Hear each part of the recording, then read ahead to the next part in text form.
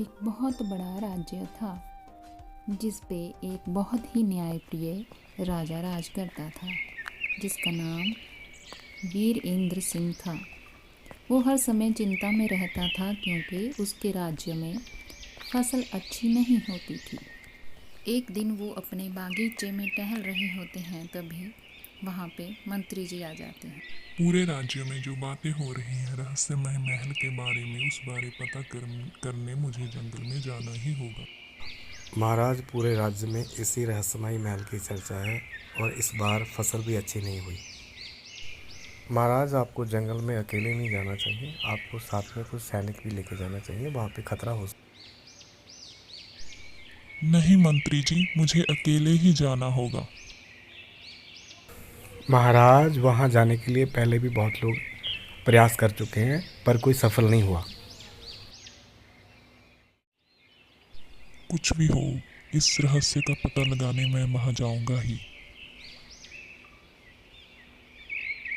पूरे राज्य में इसी बात पर लोग चर्चा कर रहे थे। अगली सुबह राजा वीरेंद्र सिंह जंगल की तरफ चल पड़ते हैं। चलते चलते राजा घने जंगल के आगे उसी रहस्यमयी महल के आगे पहुंच जाते हैं।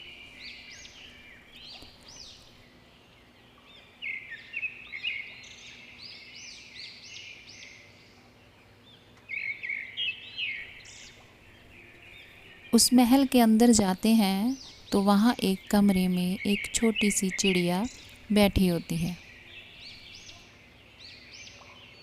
इस कक्ष तक कोई ईमानदार और साफ-दिल इंसान ही पहुंच सकता था। तुम एक चिड़िया होके कैसे बात कर सकती हो? मैं एक शराब की वजह से यहाँ पे हूँ और वो शराब घने जंगल के पेड़ के चमत्कारी फल से ही टूट सकता है। मैं इसमें तुम्हारी मदद करूंगा। राजा चमत्कारी फल लेने के लिए आगे और घने जंगल में जाता है।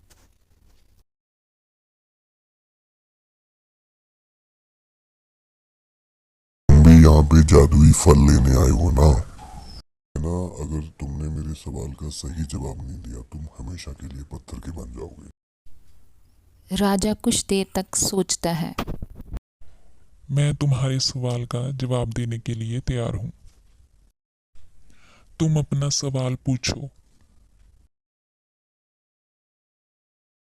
ठीक है, एक ऐसी एक चीज बताओ जो इतनी मजबूत है कि कभी ना टूटे, अगर टूटने में आए तो एक झटके में टूट जाए। कुछ समय सोचने के बाद दुनिया में सबसे मजबूत चीज विश्वास और सबसे नाजुक चीज भी विश्वास है।